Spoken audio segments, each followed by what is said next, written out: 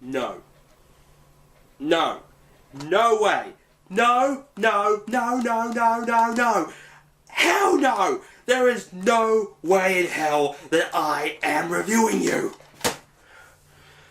Besides, I got an entire box of games to play. See? Let's see what I can review this week. Let's see what we get. Ooh. This could work.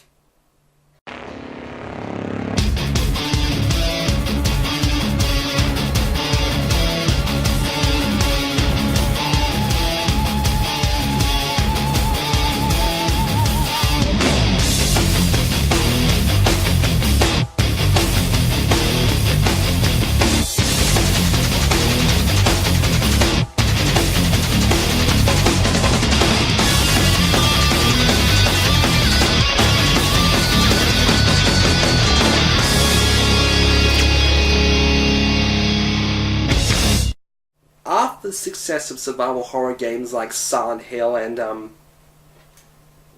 Resident Evil, it was now Tecmo's turn to put a new spin on the genre. However, instead of being a cop with a gun, or even an everyman with a gun, this time you'd be a skirt-wearing Japanese girl armed only with Kodak film. And thus, Fatal Frame was born, aka Zero in Japan, aka Project Zero in Europe. Yeah, point to the US. The series would see most of its success in the PS2. However, in the last few years, the series has set its focus on the Wii. Hey! Focus! I made it funny! Finally. Anyway, tonight we'll be looking at the series involved with the Wii, starting with the original game for the system, a game directed by s2e29, Fatal Frame 4. The game opens up on the abandoned Regetsio Island with two girls, Madoka and Mizaki. 10 years ago they were kidnapped and held hostage in the basement of the sanitarium on this very island. Since then, two of the girls are wound up dead, and coupled that with the fact that the kids have no memory of the incident has led them back to investigate. Most of the game, however, is played by another one of the kidnapped girls, Ruka, as well as segments featuring the detective Chishiro. After getting separated like in all horror games, Madoka comes across the series' famous ghost-busting camera, the Camera Obscura.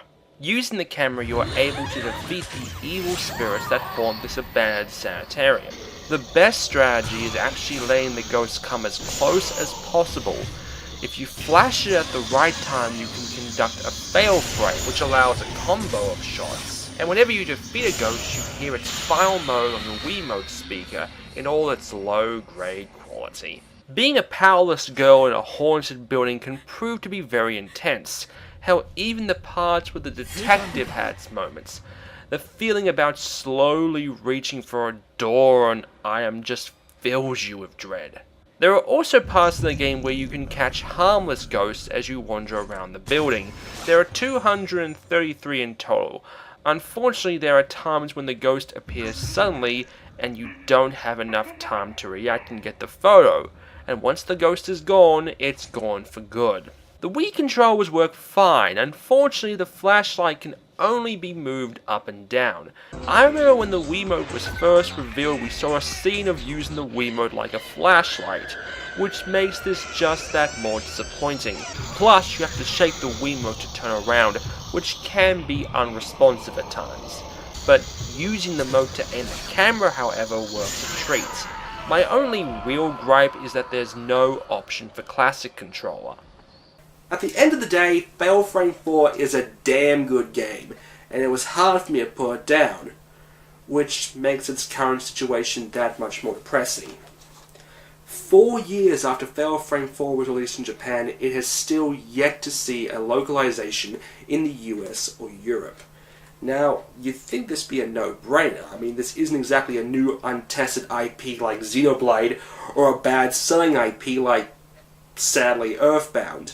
This is Fatal Frame. Fatal Frame! It isn't exactly a niche series.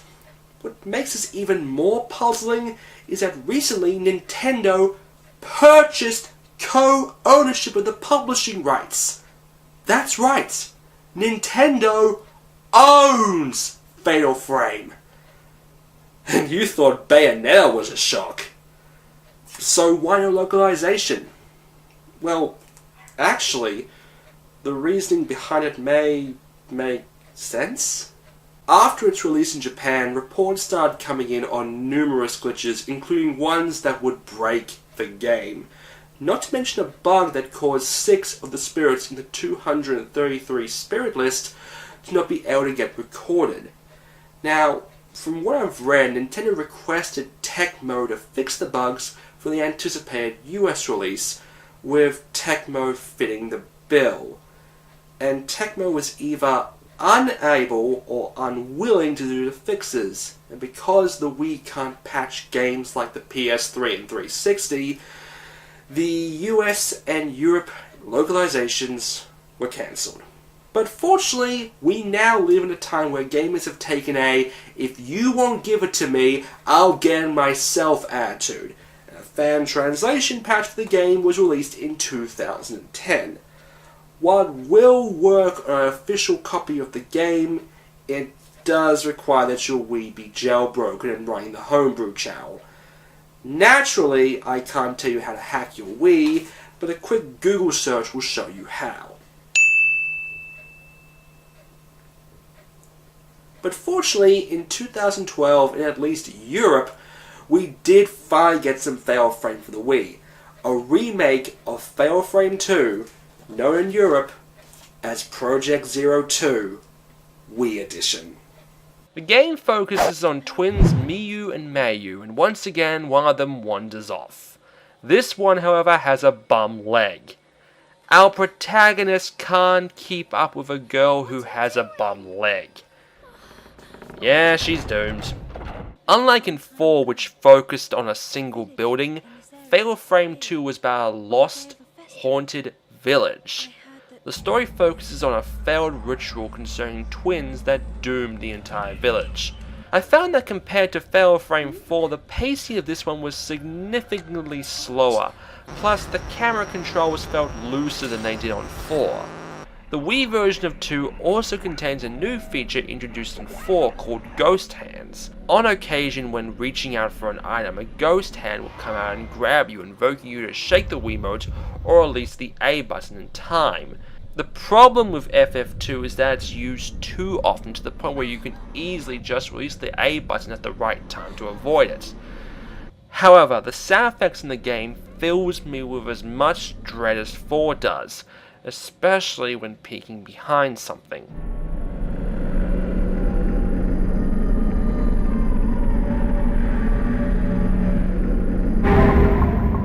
Both games look really good on the aging Wii system.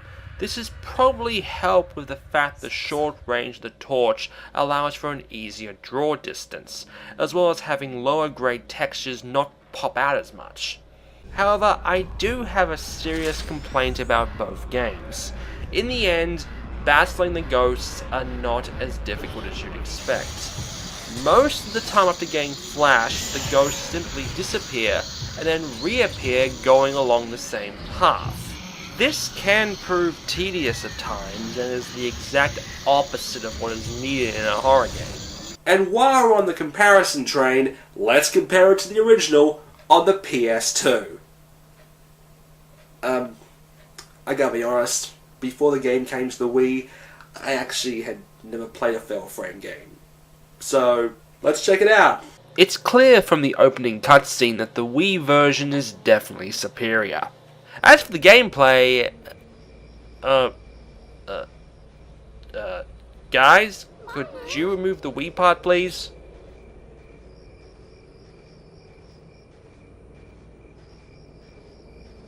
Pre-rendered fixed camera backgrounds? Tecmo, were you trying to be Resident Evil? You were, weren't you? And speaking of Resident Evil, Fatal Frame 2 could be called the Resident Evil 4 of the Fatal Frame series, considering how many times it's gotten ported.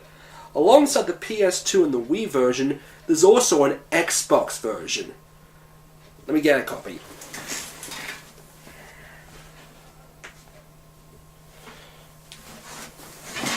The Xbox version of Fatal Frame 2 is $60. Fuck. I can tell you that it features a first-person mode and additional endings. But at the end of the day, I have to give the winner to Fatal Frame 4.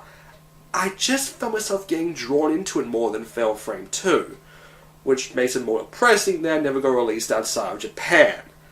But considering what Nintendo is about to release, the Wii U gamepad could be just what this franchise needs.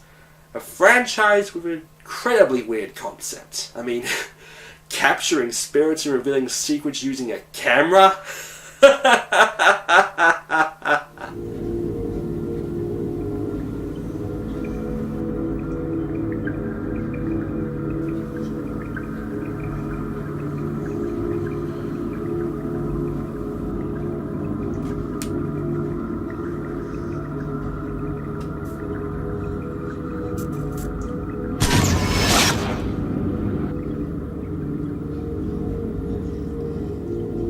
I knew it!